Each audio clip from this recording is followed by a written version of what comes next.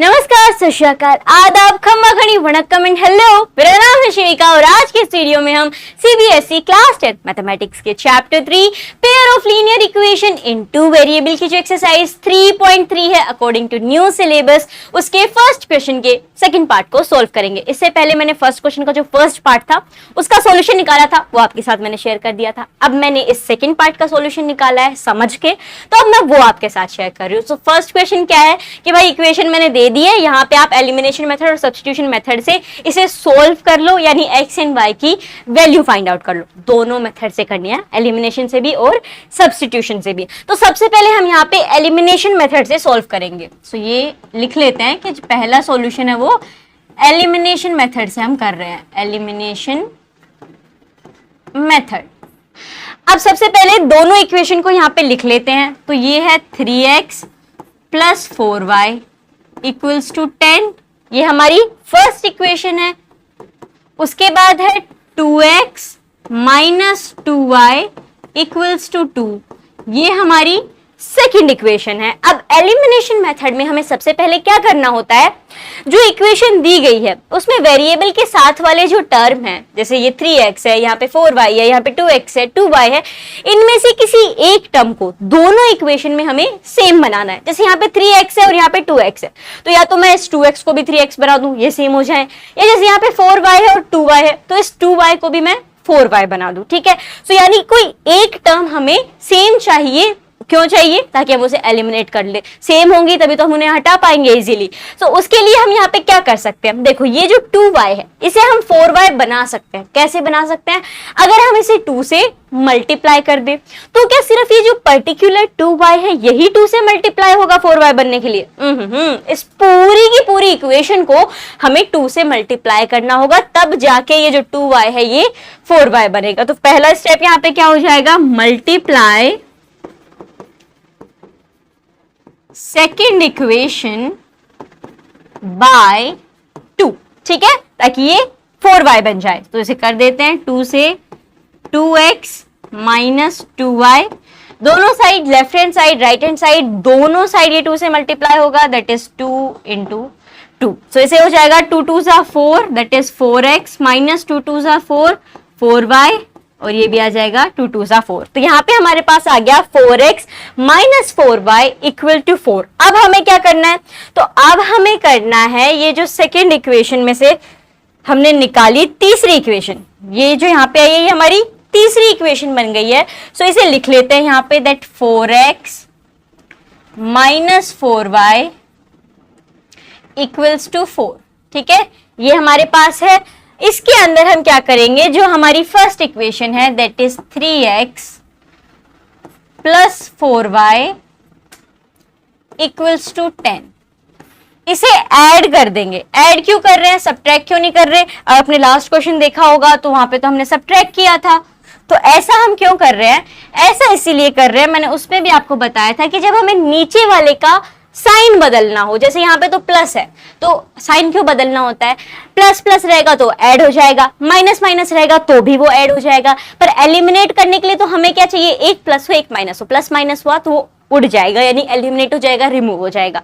तो यहाँ पे अगर आप देखोगे तो जो हमें एलिमिनेट करना है, जो सेम टर्म है जिसे हमें एलिमिनेट करना है दैट इज 4y, तो ये माइनस 4y है, ये प्लस 4y है, तो माइनस प्लस अपने आप माइनस हो जाएगा, 4y अपने आप यहाँ पे चला जाएगा, यानी सब्ट्रैक्ट करने की जरूरत नहीं है। अगर हमने सब्ट्रैक्शन का साइन यहाँ पे लगा दिया, यानी अगर हमने यहाँ पे माइनस कर दिया तो ये प्लस का माइनस हो जाएगा और माइनस माइनस प्लस हो जाएगा, तो यहाँ पे गड़बड़ घोटाला हो जाएगा। इसीलिए यहाँ पे हम इसे ऐड करेंगे, ठीक है। तो जब भी आप इसमें कंफ्यूजन मत रहना, कहीं कभी कभी हम क्या कर रटने लग जाते हैं, अच्छा सब्ट्रैक्ट कर देना है, कभी ऐड कर देना है। आपको साइन देखना है, जैसा साइन होगा उस हिसाब से हम सब्ट्रैक्शन करेंगे या एडिशन करेंगे। सो यहाँ पे ऑलरेडी प्लस 4y है तो हम इसे ऐड ही करेंगे।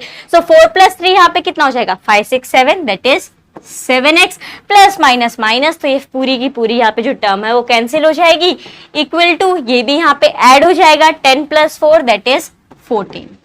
अब यहां से आप x की वैल्यू निकाल सकते हो, x इक्वल टू हो जाएगा 14 बाय 7, 7 1 जा 7, 7 2 जा 14, x की वैल्यू आ गई 2। अब हमें निकालनी है y की वैल्यू, वो कैसे निकालेंगे?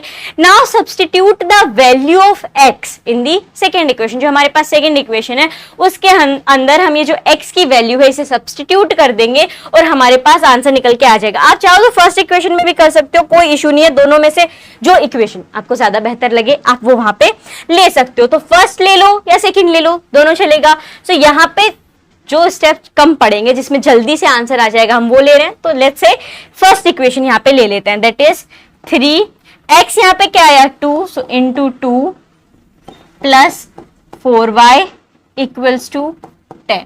ठीक है, इसे सोल्व कर लेंगे। सो 3 2 आ जाएगा आपका 6, 6 प्लस 4y इक्वल्स टू 10। यहाँ पे इसे कंटिन्यू करते हैं, 6 प्लस 4y इक्वल टू 10 है हमारे पास। अब क्या कर देना है, यहाँ पे 6 है, ये किसके अंदर है? प्लस में है, तो उस साइड जाके माइनस हो जाएगा।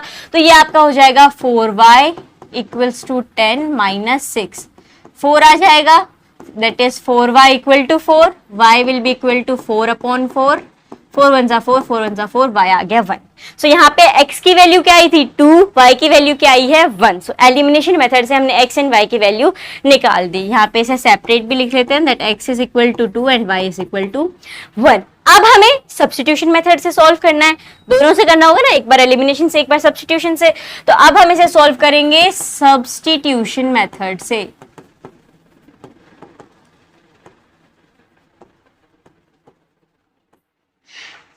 वही पहला स्टेप हमें यही रखना है कि दोनों की इक्वेशन लिख लेते हैं, that is 3x plus 4y equals to 10 and 2x minus 2y equals to 2। ये हमारी पहली इक्वेशन है, ये हमारी दूसरी इक्वेशन है। एलिमिनेशन मेथड में हमने ये किया था, किसी एक टर्म को इक्वल कर दिया था। अब क्या करना है सब्स्टिट्यूशन में? सब्स्टिट्यूशन में दोनों इक्वेशन में से किसी एक इक्वेशन को उठा लेना है, उसमें से x या y जो भी आप निकालना चाहो उसकी वैल्यू निकाल लेनी है। चाहो तो x की वैल्यू निकाल लो या फिर y की वैल्यू निकाल लो, और दोनों में से कोई एक इक्वेशन लेनी है। तो यहाँ पे मैं ये जो हमारे पास है first equation, that is 3x plus 4y equal to 10, इसे यहाँ पे ले रही हूं और इसकी x की वैल्यू निकालेंगे। So from first equation we get, क्या मिलेगा हमें? 3x plus 4y equal to 10। So x equal to क्या हो जाएगा 10, ये प्लस का 4y है तो उस साइड जाके माइनस का हो जाएगा, दैट इज माइनस 4y। ये 3 यहां मल्टीप्लाई हो रहा है x के साथ, उधर जाके डिवाइड हो जाएगा, तो ये आ जाएगी आपकी x की वैल्यू। यहाँ पे ये 3 आएगा, सो ये हो गई हमारी x की value, that is 10 minus 4y upon 3। अब क्या करना है? अब हमें इस x की वैल्यू को सब्स्टिट्यूट करना होगा, किसमें? सेकेंड इक्वेशन के अंदर। पहली इक्वेशन से तो हमने इसे निकाला ही है, तो सेकेंड इक्वेशन के अंदर हम क्या करेंगे? इस वैल्यू को सब्स्टिट्यूट कर देंगे। So let's do it. So second equation है हमारे पास 2x। अब देखो x हमारे पास क्या आया है 10 माइनस 4y अपॉन 3, ये हमारा x आया है। उसके बाद आगे कंटिन्यू कर दो, माइनस 2y इक्वल्स टू 2। ठीक है, ये सेकेंड इक्वेशन थी जिसके अंदर हमने क्या कर दिया? x की वैल्यू को सब्स्टिट्यूट कर दिया। आप चाहो तो लिख भी सकते हो, जैसे x निकाला तो उसके बाद लिख सकते हो substitute the value of y, substitute the value of x in the second equation. So अगर नहीं भी लिखना है तो भी चलेगा, डायरेक्ट हम यहाँ पे इक्वेशन बना के भी सॉल्व कर सकते हैं। अब यहाँ पे ये मल्टीप्लाई हो जाएगा, सो 10 इंटू 2 20 माइनस 2 4 2 8 आ जाएगा, तो ये हो जाएगा आपका 8y अपॉन में 3, माइनस में 2y चल ही रहा है और इक्वल टू 2 हो जाएगा। अब क्या करेंगे? अब हम एलसीएम ले लेंगे, तो 3 और यहाँ पे 1 है तो इसका एलसीएम कितना आ जाएगा? 3 आ जाएगा। तो यहाँ पे तो ऑलरेडी डिनोमिनेटर में 3 है, कुछ बदलने की जरूरत नहीं है, तो ये आ जाएगा 20 माइनस 8y, यहाँ पे 1 है, सो 1 इंटू 3 करेंगे तब हमारे पास 3 आएगा एज ए डिनोमिनेटर। तो अगर 3 को मल्टीप्लाई करने पे 3 डिनोमिनेटर आ रहा है तो ऊपर भी हमें न्यूमरेटर को भी 3 से मल्टीप्लाई करना होगा। सो माइनस 2 इंटू 3 कर दोगे, 3 2 6 जो कि माइनस का आ जाएगा आपके पास, तो 6y इक्वल टू में 2 आएगा। अब क्या करना है? ये जो 3 है यहाँ डिवाइड हो रहा है, उस साइड जाके मल्टीप्लाई हो जाएगा, तो ये आपके पास आ जाएगा 20 minus 8y minus 6y equals to 3 into 2 that is 6। यहां तक हो गया। अब क्या करेंगे? अब इसे फर्दर सोल्व करेंगे इसकी वैल्यू निकालने के लिए। सो इसे यहाँ पे सॉल्व कर लेते हैं। 20 minus 8y minus 6y is equal to 6 है यहाँ पे। सो 20 यहाँ प्लस हो रहा है, उस साइड जाके माइनस हो जाएगा, और ये माइनस माइनस है तो इन्हें हम प्लस कर देंगे। So let's do it. इसे यहाँ पे लिख देते हैं 20 minus 8y minus 6y is equal to 6। अब माइनस माइनस प्लस 8 प्लस 6 कितना हो जाएगा 14, दैट इज 14y।